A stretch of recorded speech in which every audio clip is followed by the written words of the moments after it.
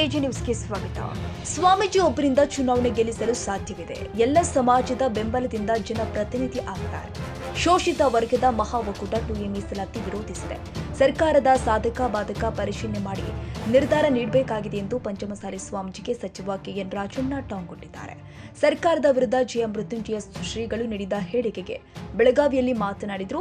ಬೆಳಗಾವಿ ಅಧಿವೇಶನ ಅಂದ್ರೆ ಸತ್ಯಾಗ್ರಹ ಅಧಿವೇಶನ ಅಂತ ಜನ ಹೇಳ್ತಿದ್ದಾರೆ. ಬೆಳಗಾವಿ ಅಧಿವೇಶನ ಉತ್ತರ ಕರ್ನಾಟಕ ಅಭಿವೃದ್ಧಿ ಬಗ್ಗೆ ಚರ್ಚೆ ಮಾಡಬೇಕು. ಸ್ವಾಮೀಜಿ ಒಬ್ಬರಿಂದ ಚುನಾವಣೆ ಗೆಲ್ಲಿಸಲು ಸಾಧ್ಯವಿದೆ ಎಂದರು. ಕೇಂದ್ರ ಸಚಿವ ಸಂಪುಟದಲ್ಲಿ ಒಂದು ದೇಶ ಒಂದು ಕಾನೂನಿಗೆ ಒಪ್ಪಿಗೆ ಪಡೆದಿದ್ದಾರೆ. ಇವಾಗ ಲೋಕಸಭೆಯಲ್ಲಿ ಬಿಜೆಪಿಗೆ 60 ಜನ ಸದಸ್ಯರ ಕೊರತೆ ಇದೆ. ಇದರ ಜಾರಿಯಿಂದ ಅನುಕೂಲ ಅನಾನುಕೂಲ ಎರಡೂ ಇದೆ. ಸಮ್ಮಿಶ್ರ ಇರೋ ರಾಜ್ಯಗಳನ್ನ ಗಮನದಲ್ಲಿ ಇಟ್ಟುಕೊಂಡು ಜಾರಿ ಮಾಡಬೇಕು ಎಂದಿದ್ದಾರೆ. ಸಂಪುಟದಲ್ಲಿ ಒನ್ ನೇಷನ್ ಒನ್ ಎಲೆಕ್ಷನ್ ಮಸೂದೆನ ಅವರು ಈಗಾಗಲೇ ಸಂಪುಟದ ಒಪ್ಪಿಗೆ ಪಡೆದು ಮುಂದೆ ಲೋಕಸಭೆ ಮತ್ತು ರಾಜ್ಯಸಭೆ ಮತ್ತು ರಾಷ್ಟ್ರದಲ್ಲಿರ್ತಕ್ಕಂಥ ಮೆಜಾರಿಟಿ ಸ್ಟೇಟ್ಗಳಲ್ಲಿ ಅದು ಮಂಜೂರಾತಿ ಆದಾಗ ಮಾತ್ರ ಜಾರಿ ಮಾಡಲಿಕ್ಕೆ ಸಾಧ್ಯ. ಈ ಹಿನ್ನೆಲೆಯಲ್ಲಿ ಈಗಾಗಲೇ ಲೋಕಸಭೆಯಲ್ಲಿ ಸುಮಾರು 60 ಸದಸ್ಯರ ಕೊರತೆ ಇದೆ ಅವರಿಗೆ. ಅದರಿಂದ ಅವರು ಸುಮ್ಮನೆ ನಾವು ಇದನ್ನು ಪ್ರಯತ್ನ ಮಾಡಿದೋ ವಿರೋಧ ಪಕ್ಷದವರು ಸ್ಕಟಲ್ ಮಾಡಿದ್ರು ಅಂತಕ್ಕಂಥ ಆರೋಪ ಮಾಡಲಿಕ್ಕೋಸ್ಕರ ಈ ಮಸೂದೆ ತಂದಿದ್ದಾರೆ ಹೊರತು ನಿಜಕ್ಕೂ ಜಾರಿ ಮಾಡ್ತಕ್ಕಂಥ ಉದ್ದೇಶ ಅವ್ರಿಗೆ ಇದ್ದಂಗೆ ಇಲ್ಲ.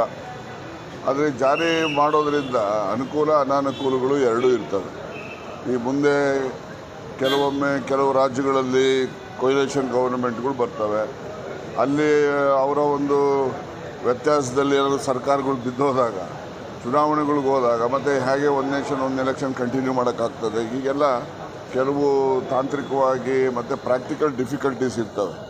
ಅವನ್ನೆಲ್ಲ ಈಗಲೇ ಆ ಸಮಸ್ಯೆಗಳಿಗೆ ಇವರು ಪರಿಹಾರ ಇಟ್ಕೊಂಡು ನೀವು ಅದನ್ನು ಜನರಿಗೆ ಕನ್ವಿನ್ಸ್ ಮಾಡಬೇಕೇ ಹೊರತು ಅಂತಹ ಗೊಂದಲಗಳಿಗೆ ಸರಿಯಾದಂಥ ಉತ್ತರ ಇಲ್ಲದೆ ಇವರು ಮಸೂದೆನ ತರಾತುರಿಲಿ ತರ್ತಕ್ಕಂಥದ್ದು ಸಾಧು ಅಲ್ಲ ಅಂತಕ್ಕಂಥದ್ದು ನನ್ನ ಅಭಿಪ್ರಾಯ.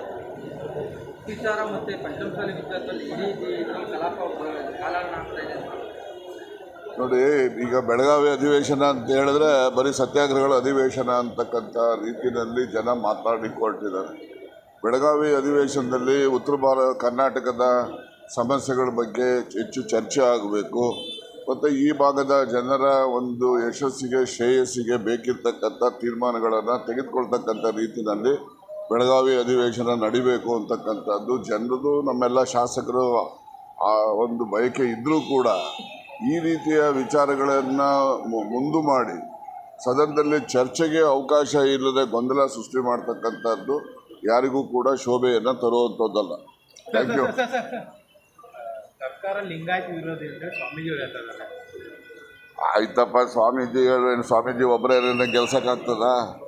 ನೋಡಿ, ಯಾವುದೇ ಸಾರ್ವಜನಿಕ ಜೀವನದಲ್ಲಿರ್ತಕ್ಕಂಥ ಜನಪ್ರತಿನಿಧಿ ಯಾವುದೇ ಪಕ್ಷದವರಿರಲಿ ಯಾವುದೇ ಜಾತಿಯವರಿರಲಿ ಎಲ್ಲ ಸಮುದಾಯದ ಬೆಂಬಲ ಇದ್ದರೆ ಮಾತ್ರ ಅವರು ಚುನಾಯಿತ ಪ್ರತಿನಿಧಿ ಅಂತೇಳಿ ಕರೆಸ್ಕೊಳ್ಳೋಕೆ ಯೋಗ್ಯತೆ ಅವರಿಗೆ. ಯಾವುದೇ ಒಂದು ಜಾತಿ ಆಧಾರದ ಮೇಲೆ ಗೆಲ್ಲಲಿಕ್ಕೆ ಯಾರ ಕೈಲೂ ಸಾಧ್ಯ ಇಲ್ಲ, ಗೊತ್ತಾಯ್ತಾ? ಅದರಿಂದ ಎಲ್ಲ ಸಮುದಾಯದ ಹಿತವನ್ನು ಬಯಸ್ತಕ್ಕಂಥವರು ಚುನಾಯಿತ ಪ್ರತಿನಿಧಿಗಳಾಗಬೇಕು.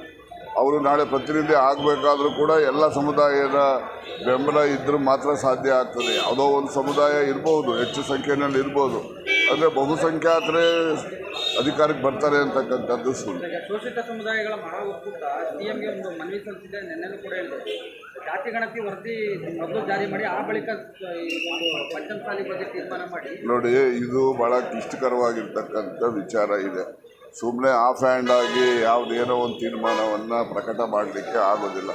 ಇದು ಹೆಚ್ಚು ಅಧ್ಯಯನವೂ ಬೇಕು ಮತ್ತು ಯಾವುದೇ ತೀರ್ಮಾನ ಮಾಡಿದ್ರೆ ಮುಂದೆ ಆಗ್ತಕ್ಕಂಥ ಸತ್ಪರಿಣಾಮಗಳ ಬಗ್ಗೆನೂ ಚರ್ಚೆ ಮಾಡಬೇಕು, ದುಷ್ಪರಿಣಾಮಗಳ ಬಗ್ಗೆನೂ ಚರ್ಚೆ ಮಾಡಿ ಅಂತಿಮ ನಿರ್ಣಯ ಮಾಡ್ತಕ್ಕಂಥದ್ದು ಸಾಧು.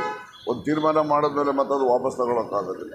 ಆ ತೀರ್ಮಾನದಿಂದ ಏನೆಲ್ಲ ದುಷ್ಪರಿಣಾಮಗಳಾಗ್ತವೆ ಅದನ್ನು ನಾವು ಸರಿಪಡಿಸ್ಕೊಳ್ಳೋದು ಯಾವ ರೀತಿ ಅಂತಕ್ಕ ಚಿಂತನೆ ಮಾಡಿ ಮಾಡಬೇಕಾಗ್ತದೆ. ಅದಕ್ಕೆ ಒಂದು ಸಂಪೂರ್ಣವಾದಂಥ ಅಧ್ಯಯನ ಆಗಬೇಕು. Thank you. ಕನ್ನಡಿಗರ ಮೆಚ್ಚಿನ ನಿಮ್ಮ ಎಜೆ 24/7 ನ್ಯೂಸ್ ಕನ್ನಡ ವಾಹಿನಿ ಇದೀಗ ಟಿವಿಯಲ್ಲಿ ಲಭ್ಯ. ವೇಳೆ ನೋಟಿಸ್ ಕೊಟ್ಟಿದ್ರೆ ವಾಪಸ್ ತಗೋತೀವಿ. ವಕ್ಫ್ ಪ್ರಾಪರ್ಟಿ ಅಂತೇಳಿ ಬರ್ತದೆ ಅಂತ ಹೇಳಿದ್ರೆ ರೈತರು ಡೀಸೆಲ್ ಬದಲು ಏನು ಮಾಡಬೇಕಾಗುತ್ತೆ? ಯಾರು ವೋಟ್ ಹಾಕಿಲ್ಲ ಅಂದ್ರೆ ಗ್ಯಾರಂಟಿನೆಲ್ಲ ಸ್ಟಾಪ್ ಮಾಡ್ಬಿಡ್ತೀವಿ.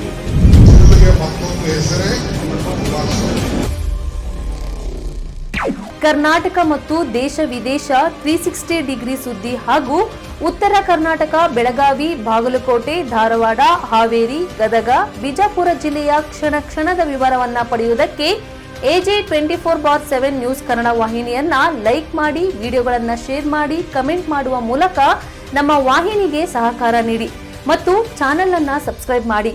ಧನ್ಯವಾದಗಳು.